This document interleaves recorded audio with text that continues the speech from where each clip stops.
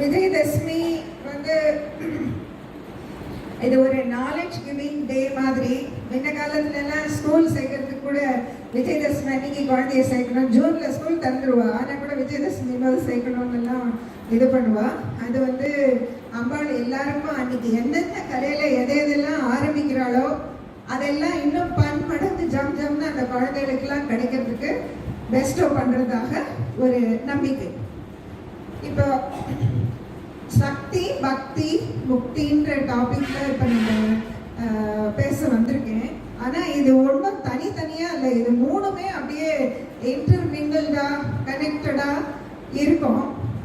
So சக்தி அப்படின்னா அது வந்து மனுஷாளுக்கு இருக்கிற சக்தி, பிரபஞ்சத்தில் இருக்கிற சக்தி, அப்புறம் எல்லாத்துக்கும் ஆதாரமா இருக்கிற இறை சக்தி. சக்தினா எல்லாருக்கும் தெரியும், எனர்ஜி. எல்லாருக்கும் பிராணசக்தின்னு இருக்கு. பர்த்லேருந்து டெத்து மட்டும் பிராணசக்தி எப்பவும் இருந்து நம்ம தூங்கச்சியா பிராணசக்தி இருக்கு. அதனால தான் நம்ம எழுந்துட்டோன்னா நான் தூங்கினேன் அப்படின்னு நான் தூங்கினேன் அப்படின்லாம் சொல்றோம். ஸோ இந்த மனுஷ சக்தியும் பிரபஞ்ச சக்தியும் ஒன்னோட ஒன்று இன்டர் கனெக்டடா, இன்டர் டிபெண்டா வாழ்ந்துட்டு இருக்கு. ஆக்டிவிட்டீஸ்லாம் அதனால தான் நடந்துட்டு இருக்கு. விழிப்பு நிலையில நம்ம முழிச்சுட்டு இருக்கிறது தானே ஆக்டிவிட்டீஸ்லாம் பண்ணுவோம். ஆனால் நம்ம என்ன, இந்த பிரபஞ்சம் அப்படிங்கிறது வந்து எப்படி உருவாச்சு, இந்த பிரபஞ்சம்னா என்ன, நம்மளாம் மனுஷனோட கனெக்ஷனோடய இன்னும் நிறைய டைம் அதுக்காகவே புக் பண்ணிக்கிறோம். வேற என்னமோ எக்ஸிஸ்ட், வேற எதுவுமே இந்த உலகத்தில் எக்ஸிஸ்டா இருக்கிற மாதிரி ஒரு ரொம்ப இம்பார்ட்டன்ஸ் ஒன்று நம்ம கொடுக்க மாட்டோம். நம்மளோட சரீரமே 5 எலிமெண்ட்ஸால ஆகியிருக்கு. அதே மாதிரி நம்ம டிபெண்ட் ஆன் 5 எலிமெண்ட்ஸும் அதெல்லாம் ஒன்றுமே அதுவாகவே இருக்கு. இறைவனுடைய சக்தினால இறைவனுக்காக கைங்கரியம் பண்ணிட்டு 5 எலிமெண்ட்ஸ் எல்லாம். ஸோ அதெல்லாம் தெய்வீகமான சக்தி, பூமா தேவின்னு சொல்றோம், வருண பகவான் அப்படின்னு சொல்றோம். ஆனா இந்த எலிமெண்ட்ஸ் எல்லாமே சட்டில் ஃபார்ம்ல பியூரா தான் இருக்கு. ஆனா இந்த 5 எலிமெண்ட்ஸ் வந்து ஒன்னோட ஒன்று மிக்ஸ்அப் ஆகி அந்த காம்போசிஷன்ல, அந்த காம்பினேஷன்ல நேம் ஃபார்ம்ஸ் எல்லாம் உருவாருது. அவாவா கர்ம பலனுக்கு தகுந்த மாதிரி அந்தந்த குழந்தைக்கு அந்தந்த 5 எலிமெண்ட்ஸோட காம்பினேஷன்ஸ் இருக்கு. அதனாலேயே ஒவ்வொருத்தரும் டிஃப்ரெண்டா தாட் ப்ராசஸ் இருக்கு, ஆக்டிவிட்டிஸ் இருக்கு, எனர்ஜி லெவல் இருக்கு, அதெல்லாம் மாறிட்டே இருக்கு. பிரபஞ்ச சக்தியும் மனுஷ சக்தியும் இன்டர் டிபெண்டா இருக்கிறதுனாலே அதுக்கு நித்யா அப்படின்னு பேர். நித்யானா என்னன்னா இண்டிபெண்ட் எக்ஸிஸ்டன்ஸ் கிடையாது. ஆனா அதுக்கு ஆதாரமா அந்த இறை சக்தி, மனுஷாளுக்கும் ஆதாரமா இறை சக்தி ஜீவாத்மாவா எல்லா ஜீவன்லையும் இருக்கு. அதே மாதிரி இந்த ஹோல் பிரபஞ்சம், இந்த கிரியேஷன், அதுவும் இறை சக்தியிலிருந்தே உருவானது. அதுவே எல்லாத்துக்கும் ஆதாரமாகவும் இருக்கு. அந்த இறை சக்தியிலேயே மகா பிரளயம் போது திரும்பியும் லயமாயிடும். ஸோ இந்த மனுஷ சக்தி, பிரபஞ்ச சக்தி, இறை சக்தி, அந்த இறை சக்திக்கு வந்து வேதாந்தத்தெல்லாம் ஒரு எக்ஸ்பிரஷன் கொடுத்துருக்கா. ஓம் தத் சத் அப்படின்னு சொல்றா. எல்லா யஜ்யம் யாகம் எல்லாம் பண்ணாலும் கடைசியில ஓம் தத் சத் அப்படின்னு சொல்லுவோம். இந்த வேதத்தோட ஆதாரமே ஓம்காரம் தான். ஓம்கார ஸ்வரூபிணி எல்லாரோட ஹிருதயத்திலையும் தஹரஹஸ் ரூபிணியா, சித் ரூபியா, கான்சியஸ் பிரின்சிபிளா இருக்கா. அதே மாதிரி எக்ஸிஸ்டன்ஸா எல்லாரும் நம்ம இருக்கோம் இல்லையா, நம்ம இருக்கோன்றது எல்லாருக்குமே தெரியுது. நீங்கள்லாம் இருக்கேன்னா அது பர்செப்ஷன். நான் இருக்கேன்றது வழக்கு இருந்தாலும் இல்லாட்டாலும் எல்லாம் இல்லைனாலும் நான் இருக்கேன்றது 100% ஷியூரா எனக்கு தெரியுது. இப்போ லைட்லாம் இல்லைன்னா நீங்கள்லாம் இருக்கேன்னு நான் அசியூம் இருக்கேன்னு. அதுக்கு வந்து சென்ஸ் ஆர்கன்ஸ் வேணும். நீங்கள் கை தட்டினா ஓ இருக்கா, வா பேசுறா அப்படின்னு சொல்கிறோம். ஸோ இந்த இன்டர் டிபெண்டன்சியில் இருக்கிற இந்த வித்யா சக்திக்கும் இந்த மனுஷ சக்திக்கும் எல்லாத்துக்குமே ஒரு ஆதாரம் இருக்கு. மனுஷாளுக்கு எங்கேருந்து சக்தி கிடைக்கிறது? அன்னம் தான் ஆதாரம். நம்ம சாப்பிடலைன்னா வேணா விரதம் ஒரு நாள் 2 நாள் இருக்கலாம். ஆனால் 7 நாளும் 365 நாளும் சாப்பிடாமலாம் யாராலையும் இருக்க முடியாது. பிராணசக்தி இல்லாமல் போயிடும். மனசுக்கு நம்ம solid portion of the food நம்ம சாப்பிடுறதுல சட்டில் ஃபார்மா இருக்கிறது வந்து மனசை புஷ்டி பண்றது, மனசுக்கு சக்தி கொடுக்கறது. மனசே நம்ம சாப்பாடு என்ன சாப்பிட்றோமோ அதுக்கு தகுந்த மாதிரி குவாலிட்டிஸ்ல தான் அதை ரிஃப்ளெக்ட் பண்ணும் ஆக்டிவிட்டியில. அதே மாதிரி லிக்விட் போர்ஷன்ஸ் எல்லாம் பிராண சக்தி கொடுக்கறது. நம்ம சாப்பிட்றோம் தான் தெரியும், அந்த சாப்பாடெல்லாம் சாப்பிட்டு முடிச்ச உடனே நம்ம அதை மறந்து போயிடுவோம். அது என்ன அதுக்கப்புறம் தான் ப்ராசஸே ஆரம்பிக்கிறது. நம்ம எல்லாருடைய அந்த ஃபுட் ப்ராசஸ் அப்படிங்கிறது வந்து ஜடராக்னின்னு ஒரு அக்னி நமக்குள்ளேயே எல்லாருக்கும் இருக்கு. அதனாலதான் பசியும் நமக்கு ஏற்படுறது. அந்த ஜடராக்னின்ற சக்தி இருக்கிறதுனால பஞ்ச பிராணங்கள்னால எல்லாம் நம்ம சாப்பிட்ட உணவெல்லாம் பிளட் ஆகும், ஃபேட் ஆகும், ப்ரோட்டீன் ஆகும், நியூட்ரியன்ஸ் ஆகும், மினரல்ஸ் அண்ட் விட்டமின்ஸ்லாம் அது அப்படியே சார்ட் அவுட் பண்ணி பெரிய ப்ராசஸே நடக்கிறது. ஆனால் நம்ம அன்னோட்டிஸ்டாக போயிடுவோம். இதை பற்றி ஒரு அவேர்னஸும் இருக்காது. நம்ம அதுக்கு நேச்சுரலாக நமக்கு என்னெல்லாம் பெஸ்ட்டாக பண்ணியிருக்கோம் நம்ம ஒன்றும் பெருசாக அதை வேல்யூ பண்ண மாட்டோம். ஒரு பக்கத்தில் யாராவது ஒருத்தர் ஹெல்ப் பண்ணால் ஏதோ ஒரு செல்லு கூட கீழே விழுந்துருது அப்படின்னா அதை எடுத்து கொடுத்தவளுக்கு ரொம்ப கிரேட்ஃபுல்லாக தேங்க்ஃபுல்னு சொல்லுவோம். ஆனால் நம்ம வந்து டிபெண்ட்டாக இருக்கிற பூமாதேவியோ வருட பகவானோ அக்னி பகவானோ without that we can't even live. அது நல்லா தெரியும். ஐ டோன்ட் நோ எவ்வளோ பேர் நம்ம வந்து சூரிய பகவான், சந்திர பகவான் எல்லாருக்கும் தேங்க்யூப்பா, நீ இருக்கிறதுனால தான் இந்த பிளான்ட் கிங்டம் எல்லாமே நாங்கள் பசி, தாகம், தூக்கம் எல்லாத்துக்கும் காரணமாக இருக்கியப்பா, தேங்க்யூ ஸோ மச் அப்படின்னு நம்ம சொன்னாங்க. சொல்லுறது ரொம்ப ஈஸி. ஆனால் அப்படின்னா நம்ம கஸ்டமைஸ் பண்ணிக்க மாட்டோம். எல்லாம் தெரியும், எல்லாம் வேல்யூ தான், ஆனால் பண்ண மாட்டோம். அது வந்து அதெல்லாம் வேல்யூ பண்ணுறதுக்கு வந்து நம்ம மனசுக்கு நம்ம கொஞ்சம் கல்டிவேட் பண்ணால் இட் வில் ஹெல்ப். ஸோ இந்த சிருஷ்டின்னு எப்படி உருவாச்சு அப்படின்னாக்கா, இந்த சட்லஸ்ட் ஃபார்ம் ஆஃப் மேட்டர் அதுக்கு வந்து எனர்ஜி, சட்லஸ்ட் ஃபார்ம் ஆஃப் மேட்டருக்கு எனர்ஜின்னு பேர்.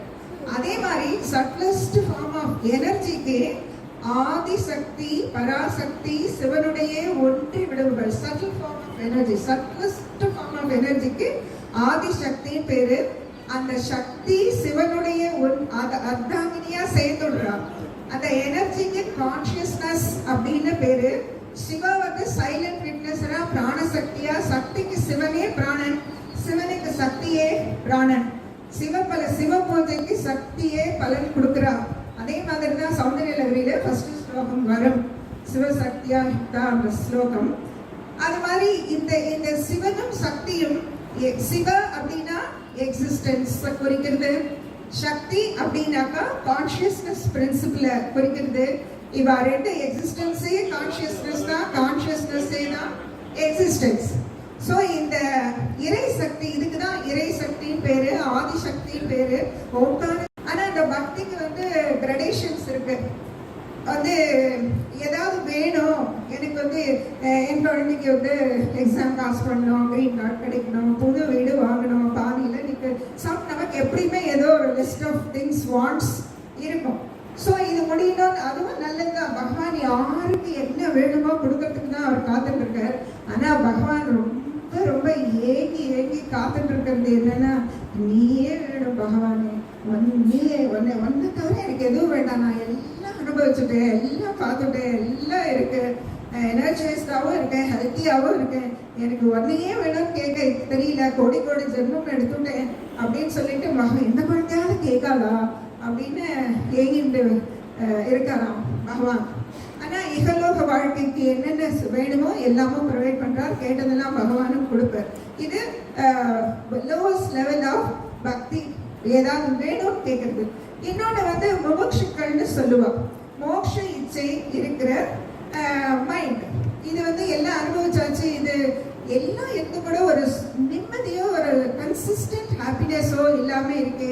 அது எங்க இருக்கு, என்னை யார் தூண்டுறா அப்படின்னு சொல்லிட்டு மனசு வந்து தானே அந்த பகவான் கிட்ட எனக்கு வந்து சேனலைஸ் பண்ணி ஐஷன் பாபா எனக்கு என்னன்னே தெரியாது, நீ பிடிச்சு கூட்டிட்டு போனாதான் உண்டு அப்படின்னு சொல்லும் பொழுது அவர் ஸ்பிரிச்சுவல் வே ஆஃப் லிவிங்க்கு என்னென்ன பிளாக்ஸ் இருக்கோ இவருடைய பக்தி பாவமா பண்ண அந்த ஹிண்ட்ரன்ஸ் எல்லாமே கிளியரப் ஆகி அவனுக்கு அந்த டார்க்னஸ் அப்படிங்கிற அஞ்ஞானம் போய் லைட்ன்ற ஞானம் கிடைக்கிறது அந்த பக்தினால. அது ஹையர் லெவல் ஆஃப் பக்தி.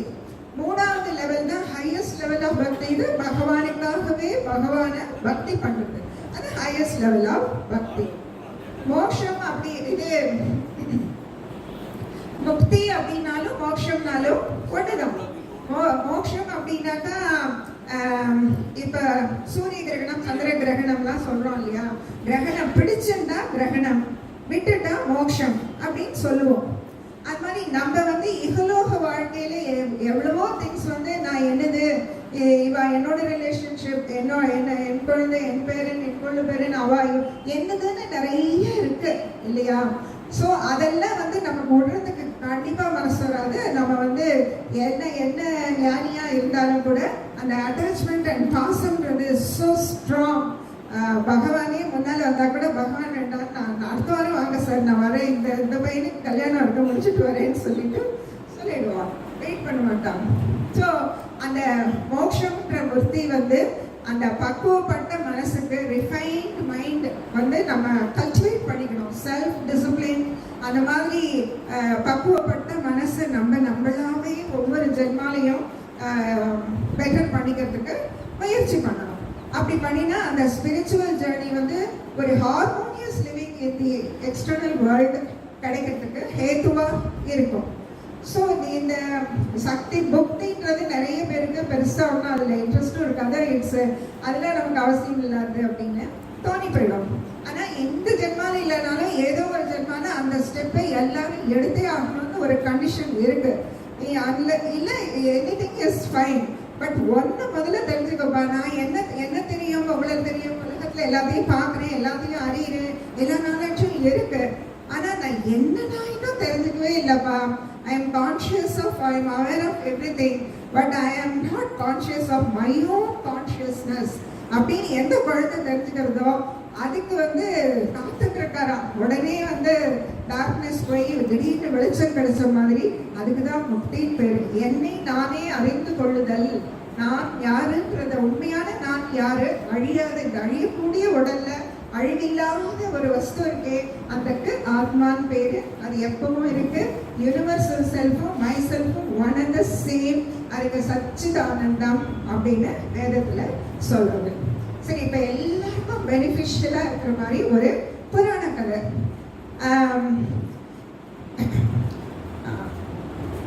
ஒரு மார்க்கண்டேய புராணம்னு ஒரு புராணம் இருக்கு. அதுல வந்து 700 ஸ்லோகம் கொண்ட தேவி மகாத்மியம் அப்படின்னு பெருமை இது மெயினா சொல்லுவா.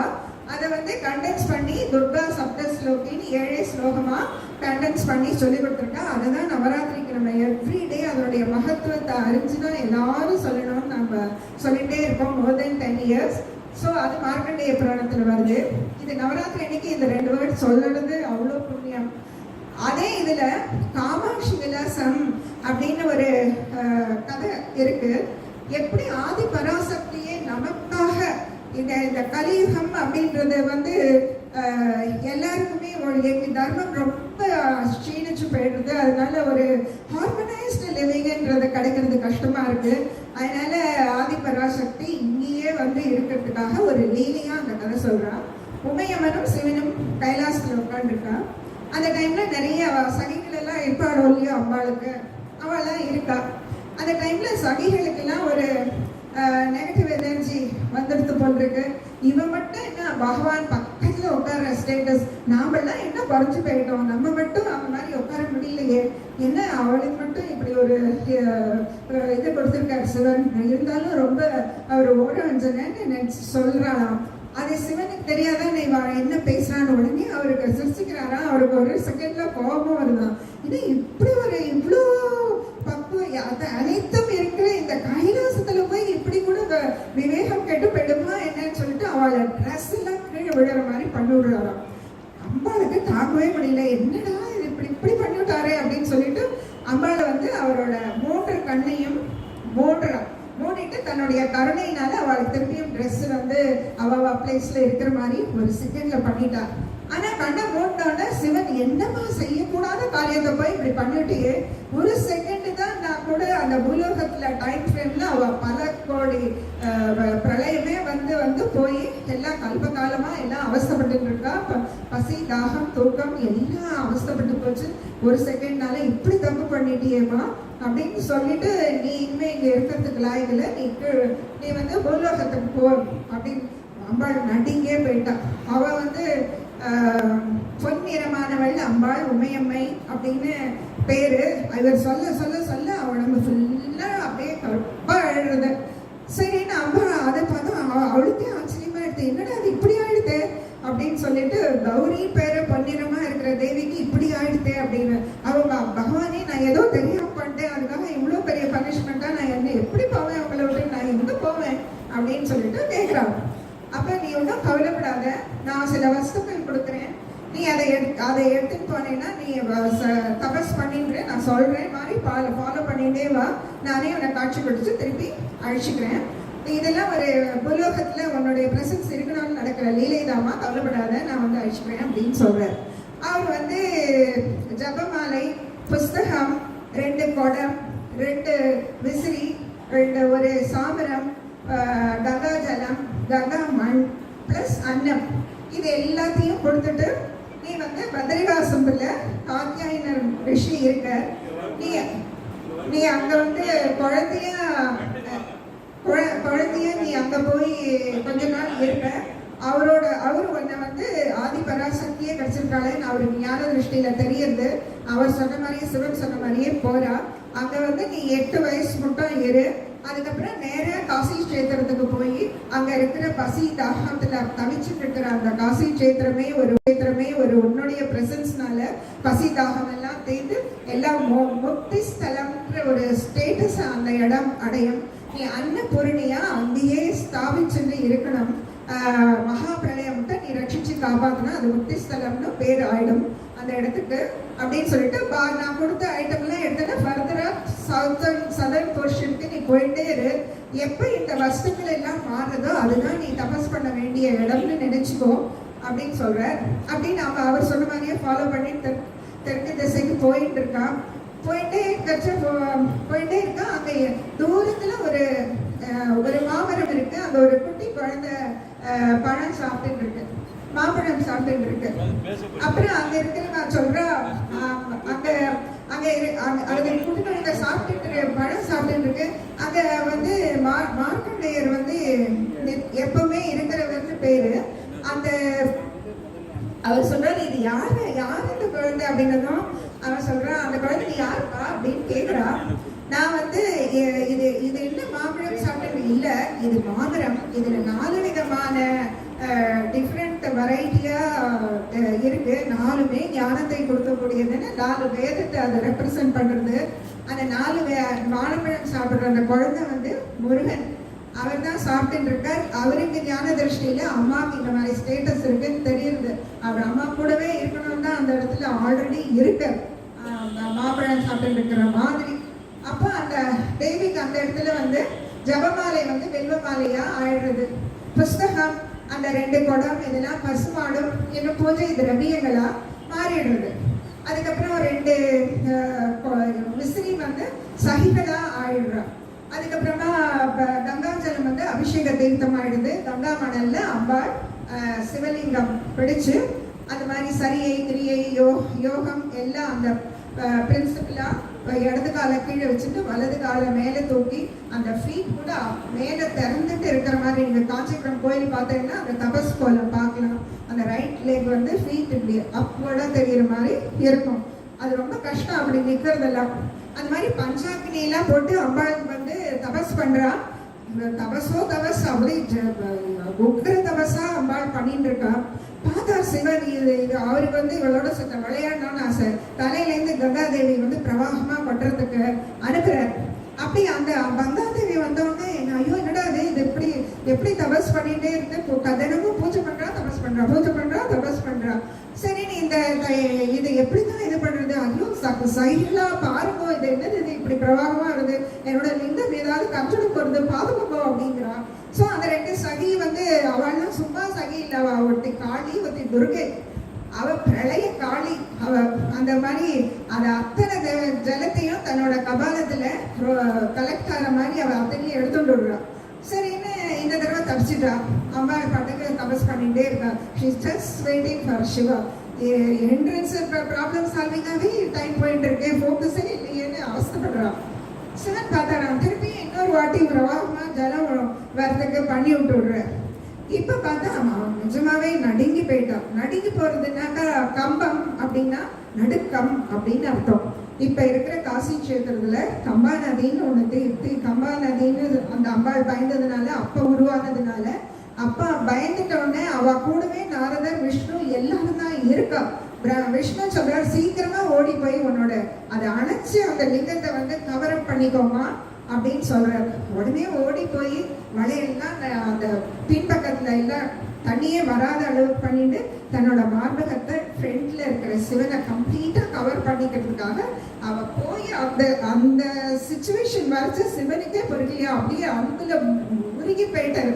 உடனே அப்பியர் ஆகி அம்பாளுக்கு காட்சி கொடுத்து காசி கஷேத்திரத்துல ஏகாம்பரேஸ்வரரா பிருத்திவி தத்துவ ஸ்தலமா அங்க ஏகாம்பரேஸ்வரரை காமாட்சி அம்மன் காமேஸ்வரின் பேரு, அவர் காமேஸ்வரரா அங்க இருக்கிறதாகவும் ஏகாம்பரேஸ்வரராகவும் அங்க திருக்கல்யாணம் நடந்து அங்க பிருத்திவி தத்துவ ஸ்தலமா இருக்கா. காஞ்சினாலே ஒட்டியானம் அப்படின்னு ஒரு மீனிங் இருக்கு. காஞ்சி ஒட்டியான பீட்ட நிலையாயை அப்படின்னு வரும் இதுல சகசநாமத்துல எல்லாம். அந்த காஞ்சி காம கோட்டி பீட்டம்னு அதுக்கு பேரு. கோட்டினா பெரிய நம்பர். காம கோட்டினா ஹியூமன் பீயிங்ஸுக்கு எல்லையில்லா டிசையர்ஸ் இருக்கும். அந்த காம கோட்டிய அந்த டிசையர்ஸுக்கு ஒரு எல்லை வகுத்து அந்த அம்பாளோட திரு கண்களே வந்து சரஸ்வதியும் லக்ஷ்மியுமா இருக்கா. அதனால மனுஷனுக்கு என்ன வேணும்? நாலேஜ் அண்ட் ஐஸ்வர்யம். யாருக்கு எது வேணுமோ வேண்டுவோருக்கு வேண்டியதையெல்லாம் கொடுத்துட்டு மோட்சத்தை விரும்புகிறவாளுக்கு மோட்சத்தையும் கொடுக்கிற க்ஷேத்திரமா காசியும் காஞ்சியும் 7 மோட்ச ஸ்தலம் இருக்கு. அதுல காசியும் காஞ்சியும் முதன்மையானதா சொல்றா. அந்த காசி கஷேத்திரத்துல அம்பாள் வந்து அனைத்து பேரோட டிசைரும் ஃபுல்ஃபில்மெண்ட்டுக்கும் அவ ஹெல்ப் பண்றா. மோட்ச இச்சை விரும்புகிறவாளுக்கெல்லாம் சிவகாமத்தை ஒருபின்னம் பண்ணி கொடுக்குறா. சிவனேன்னு இருக்கிற யோக்கியதைய அந்த குழந்தையோட மைண்டுக்கு ஹெல்த்தியா வரதுக்காக என்னென்னலாம் ப்ரிப்பேர் பண்ணுமா அந்த மாதிரியான சேனலைஸ் பண்ணி சிவசக்தி ஐக்கிய ஸ்வரூபிணியா இருக்கிற அந்த ஆதி பராசக்தி நம்ம எல்லாருக்கும் நன்மை அளிக்கிறதுக்காகவே உலோகத்துக்கு காசிலையும் காஞ்சிலையும் வந்து அமைஞ்சிருக்கா. அந்த அம்மா ஆதிபராசக்தி இன்னொரு கதையில தக்ஷ யஜ்யம் போது ஆதிபராசக்தியே அவளுடைய ஆபரணங்களும் அங்கங்களும் 51 இடத்துல சக்தி பீடங்களா இருக்கிறதாக நம்ம பாக்குறோம். இதுவும் முதன்மையான சக்தி பீடமா இருக்கு. சக்தி பீடம்னாக்கா ஒவ்வொரு இடத்துல 3 கண்டிஷன்ஸ் இருக்கணும். சில இடத்துல 1 2 தான் இருக்கும். காஞ்சிபுரத்துல அந்த 3 கண்டிஷனும் ஃபுல்ஃபில்டா இருக்கிற மாதிரி அமைஞ்சிருக்கு. ரூபம் அம்பாள் உட்காந்துருக்கா.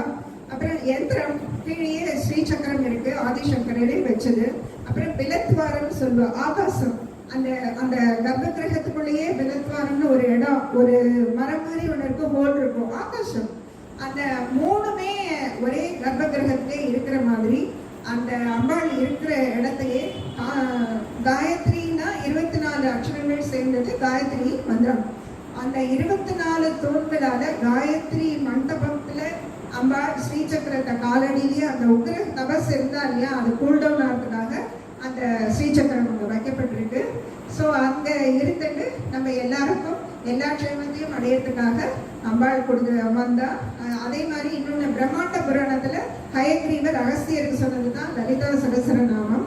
அதையும் நம்ம எவ்ரி டைம் நவராத்திரி போது சொல்கிறோம். Every week Friday Lalitha Sahasranamam சொல்கிறோம். வியாழக்கிழமை விஷ்ணு சகசரநாமம் சொல்கிறோம். எல்லாரும் சேர்ந்து சொன்னால் கம்பெனிக்கு நல்லது.